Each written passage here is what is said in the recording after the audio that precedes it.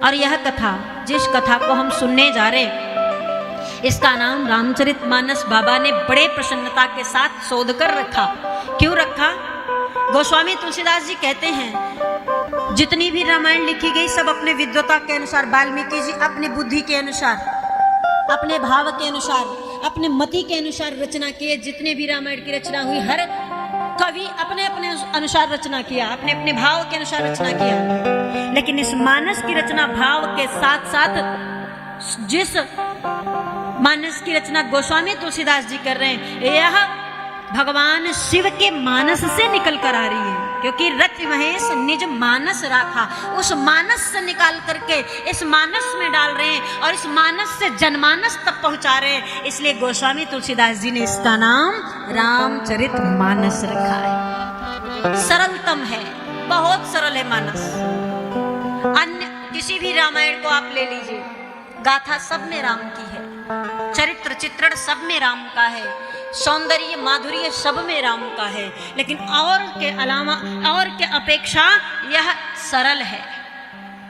आप वाल्मीकि रामायण के श्लोक को पढ़ना शुरू करेंगे तो शायद पढ़ पाएंगे। या किसी को एक भी श्लोक याद है वाल्मीकि रामायण का? आनंद रामायण, राधे श्याम रामायण, किसी में एक भी शब्द किसी को याद है? नहीं याद है ना? श्रीमद् वाल्मीकि रामायण से एक भी श्लोक नहीं याद। अच्छा, श्रीमद् भागवत जी तो खूब सुनते होंगे, उसमें से किसी को एक भी श्लोक नहीं? गीता जी नहीं? अर्थात किसी भी ग्रंथ का एक भी श्लोक या एक भी शब्द याद नहीं। पर मानस के साथ भी ऐसा ही है। क्या रामचरितमानस की एक भी चौपाई किसी को याद नहीं? ईमानदारी से बताइए, नहीं याद है? हाँ या ना तो बताइए। रामचरितमानस की कोई भी चौपाई नहीं याद है? नहीं याद है? नहीं याद है? पक्का? हे जी मंगल भवन,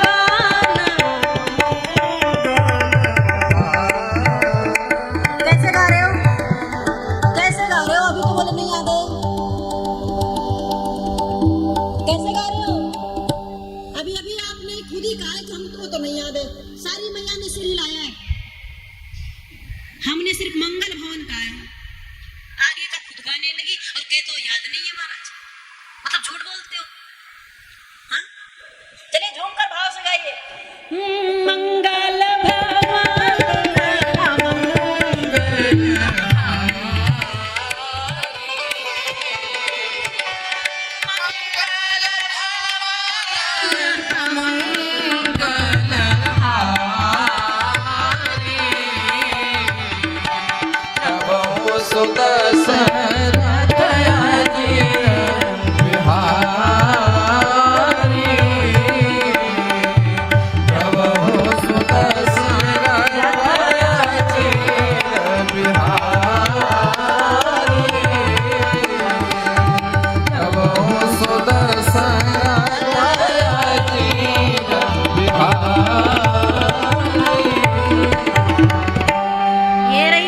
हमारे मानस की जो सब गाए साथ में। अब ना कहिएगा कि नहीं याद है। अच्छा, दोहा, दोहा किसी को याद है? दोहा कोई भी मानस का दोहा? नहीं? श्री गुरु चरण सरोज रज, कहां से आ रहा है? याद है? यह भी राम मानस का है। बोलते हो कुछ नहीं याद है, कुछ नहीं आता। आ रहा ना? ये याद है? ये हमारे मानस का दोहा है, हनुमान चालीसा में बाद में गया है। बाबा गोस्वामी तुलसीदास जी ने अयोध्या कांड, जब आप खोलोगे, दूसरा कांड है रामचरितमानस का, जिसका नाम अयोध्या कांड है। अयोध्या कांड के मंगलाचरण को करने के बाद, श्लोक को पढ़ने के बाद सबसे पहला दोहा, श्री गुरु चरण सरोज रज निज मन मुकुर बरनउँ रघुबर बिमल जस जो दायक फलचार। मतलब याद है? झूठ बोल रहे हो सबके सब। अच्छा, कोई छंद याद है? नहीं? छंद नहीं याद है? पक्का सोच लो, अब झूठ ना बोलिएगा। नहीं याद है कोई भी? चलो नहीं याद तो मैं गा लेती हूँ, आप सुन लो, ठीक? लेकिन साथ में गाओगे तो पकड़े जाओगे। और जिनको याद है गाना जरूर। मन जाहि राज मिलहि सहज सुंदर श्यामल करुणा निधान सुजान स्नेह जानत राम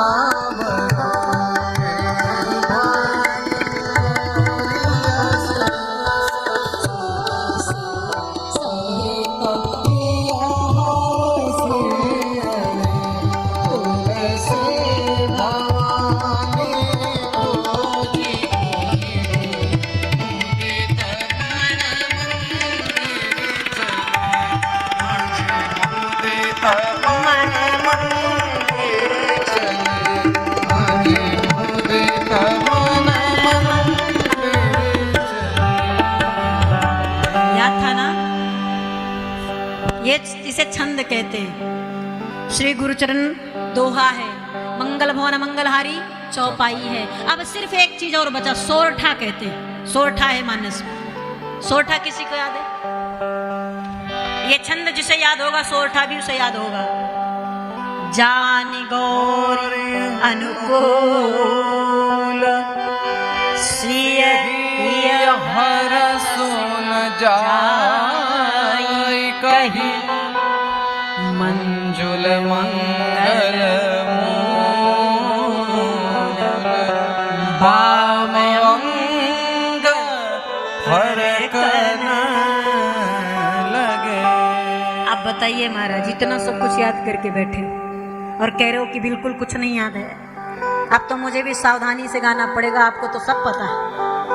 आप सिर्फ कहते हो कि नहीं आता है, बाकी जानते सब हो। अब बना के नहीं बोल सकती मैं भी परख ली आप लोगों को ना, कि देख लूं कितना जानते हैं, ताकि फंसू तो आपसे पूछ सकूं, इसलिए पूछा।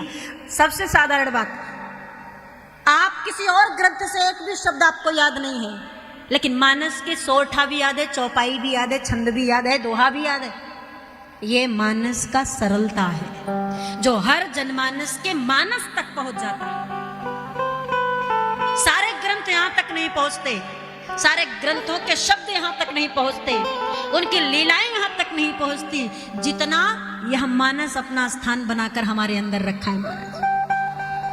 गजब का स्थान बनाया कि हर व्यक्ति, इस भारत के समस्त व्यक्ति, अब भारत ही नहीं विदेशों में भी गा रहे हैं महाराज, विदेशी भी संस्कृति को अपना रहे, हमारे सनातन वैदिक धर्म को। कोई ऐसा नहीं होगा इस विश्व में जो राम को न जानता होगा। कोई क्या, बच्चे से लेकर वृद्ध तक हर व्यक्ति राम को जानता है।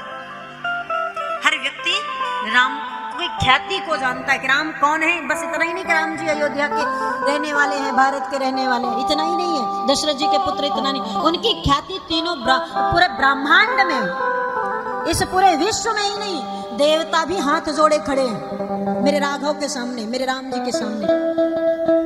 भक्त भगवान कोई भी ऐसा नहीं जो राम जी को ना जानता हो, राम जी को ना मानता हो। यहाँ तक महाराज जो नहीं मानते, जिन्हें नास्तिक कहते, कुछ ऐसे भी हमारे आपके समाज में होते हैं जो कभी पूजा पाठ नहीं करते, उन्हें भगवान से कोई लेना देना नहीं, मंदिर कभी नहीं जाना है, लेकिन उनके पास भी बैठकर एक बार बोलो मंगल भवन मंगलहारी, तो वो भी गाएंगे साथ। उनको भी पता है, वो भी जानते हैं कि अगर मंगल भवन मंगलहारी आप गाएंगे तो उनको भी एक चौपाई याद होगी। जो कभी राम को नहीं मानते, कभी राम को नहीं गाते, नहीं भजते, वो भी इस चौपाई को जानते हैं।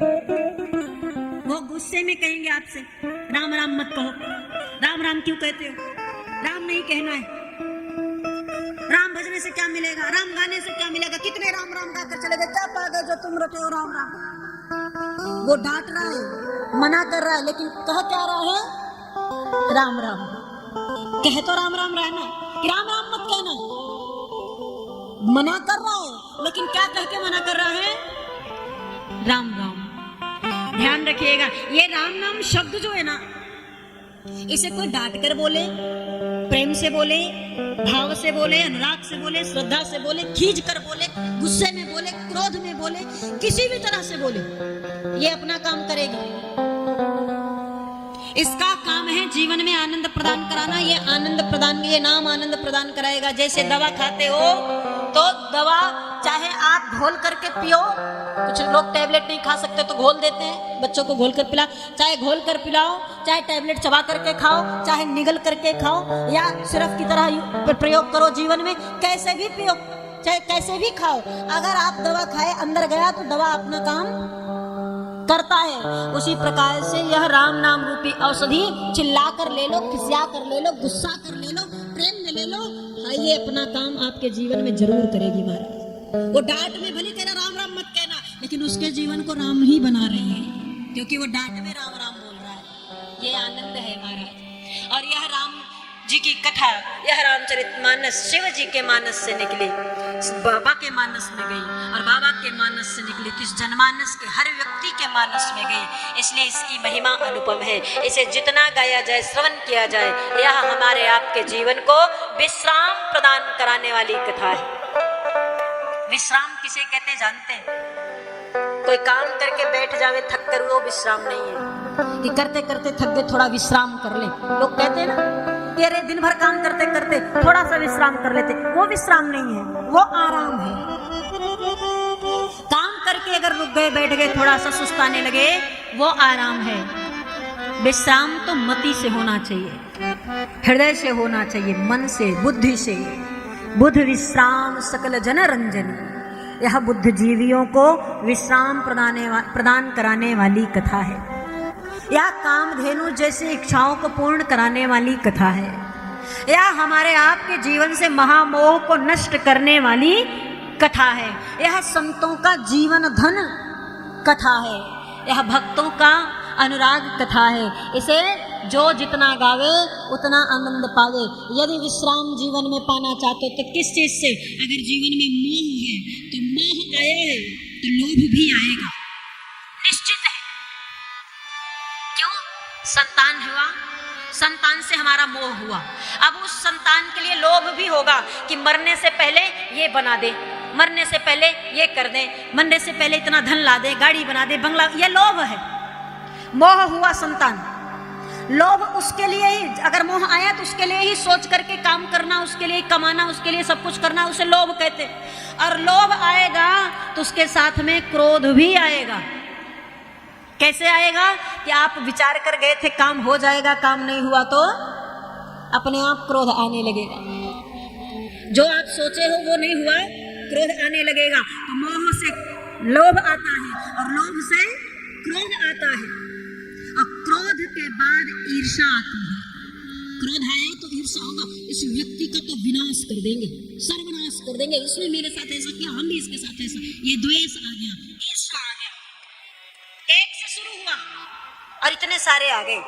इसलिए बाबा ने कहा महामोह महिषेषु विशाला। लोभ, क्रोध, मत्सर, ईर्ष्या, झूठ, दंभ, इनकी बात ही नहीं किया। बोले अगर महामोह को जीवन में नष्ट कर दिया तो ये सब आएंगे ही नहीं। इस मोह के कारण ही सब कुछ आते हैं। और ये राम कथा इसी महामोह नामक जंजाल को नष्ट करने वाली है। और जिसके जो भी भाव से सुन लिया, महामोह नष्ट करके उसके मनोगति को विश्राम प्रदान करा देगी, बुद्धि को विश्राम प्रदान करा देगी। बाबा मानस में दर्शन कराए।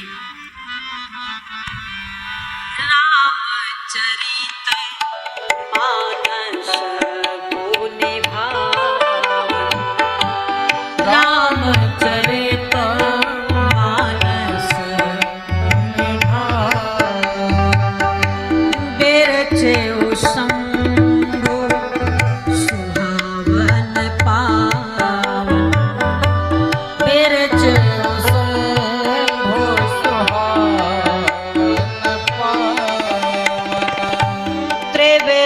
दोष दुखदारित दावन, त्रिविध दोष दुखदारित दावन, कल को चाले कलिकलो संसार, कलिकुचाले कलिकलो संसार। इस मानस को गाने से हृदय को विश्राम, मन को विश्राम, बुद्धि को विश्राम मिलता है। ये मानस में बाबा ने दर्शन कराया। बाबा ने दर्शन कराते हुए कहते हैं ये जो रामचरितमानस है, जिसका नाम रामचरितमानस है, वो हमारे जीवन को विश्राम कैसे प्राप्त कराता है। ये दर्शन करा रहे हैं मानसकार और कहता है रामचरित मानस यही नाम,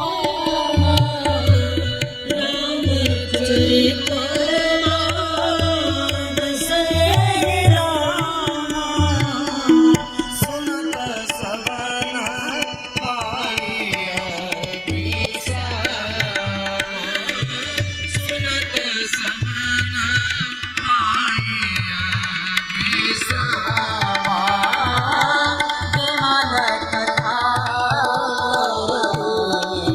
आरंभा सुलपन साहिया मदतम। रामचरितमानस यही नामा, सुनत श्रवण पाइय विश्राम। कान के माध्यम से बस ये आवाज धीरे धीरे कान में जाती रहे, ये मन को विश्राम करा देता है। अच्छा, मन जब विश्राम की गति को पा जाता है, मन जब विश्राम हो जाता है तो स्थिति क्या होती जानते हैं? शरीर को विश्राम दिया, दिमाग को विश्राम दिया। शारीरिक श्रम करके थकते हो तो आराम देते हो शरीर को, थोड़ी देर आराम कर ले फिर काम करेंगे। या सोचते सोचते थक गए, कोई काम करते कर दिमाग से कोई काम कर रहे हो, कंप्यूटर चला रहे हो, थोड़ी देर बंद कर दिए, थोड़ा सा शांत हो जाए फिर काम करते हैं। ये आराम की मुद्रा है। लेकिन विश्राम की मुद्रा क्या है? व्यक्ति जब विश्राम की मुद्रा में जाता है तो सब छोड़ देता है, सब छोड़कर परमात्मा को सौंप देता है कि प्रभु अब जो आप चाहोगे वही होगा। ये विश्राम की अवस्था है। अपना भागदौड़ बंद कर देगा, अपना सोचना विचारना बंद कर देगा, अब सब कुछ परमात्मा के हाथों में छोड़ देगा, सब भगवान के हाथ में सौंप देना, ये विश्राम की अवस्था है। किस तरह? जैसे भगवान जैसे जैसे चाहेंगे, जो जो चाहेंगे, हम अब बस वही करेंगे, वही हमारे जीवन का एकमात्र लक्ष्य है।